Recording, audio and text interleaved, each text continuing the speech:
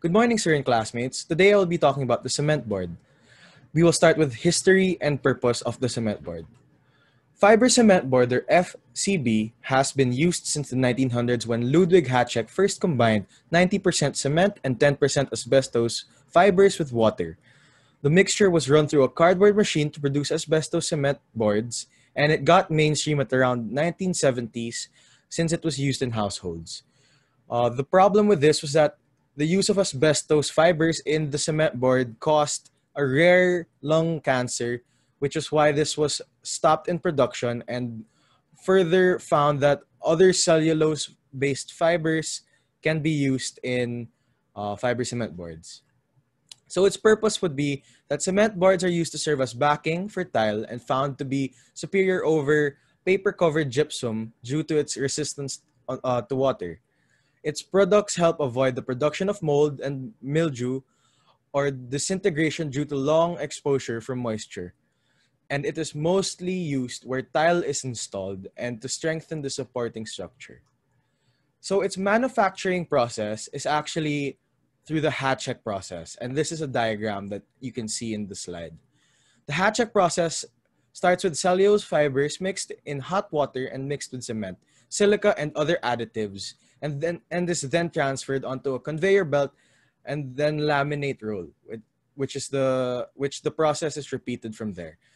Then the products enter a preheated atmosphere to provide initial reactions and preparations for cooking in an autoclave atmosphere. Then the products are autoclaved and prepared for cooking and by using pressure and heat. The autoclave enclosure is used to reduce the baking time of cement plates from 28 days to 24 hours. Here is the conveyor belt that was used in the machines. Here's the preheated area that will prepare it for the autoclave, and here the autoclave enclosures. The final steps include cutting and packaging, which takes place in the warehouse and is carried out on wooden pallets and special bands and prepared for delivery to the customer. So we're going to talk about the installation and application as well. The installation starts with making a rough plan for the cement board sheet layout based on the area to be covered and size of the cement board sheets itself. We need to mix a small batch of a thin set mortar and apply a small mound to the subfloor, spreading out evenly using a notch trowel. Third would be to install the actual sheet, the first sheet, making sure that the embossed or rough side is facing up and keeping a 1/4 inch gap between the edges and the walls. After installing the boards, apply the cement joint tape to all the joints between the sheets. Cover the tape joints with a thin layer of thin set mortar and allow the mortar to cure completely, which completes the installation.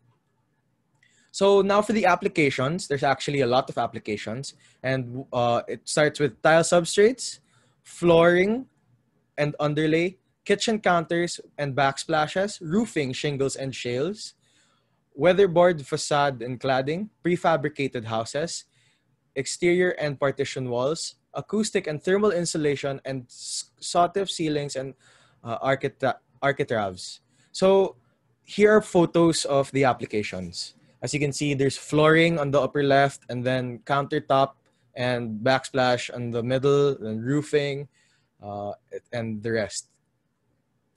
Advantages and disadvantages of cement board.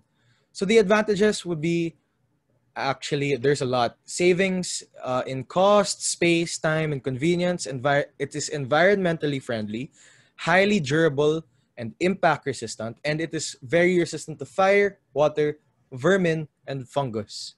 The disadvantages, though, would be the high initial cost of this product, and that fiber cement boards are found twice as heavy as gypsum-based board systems, which makes it expensive to transport and awkward to handle.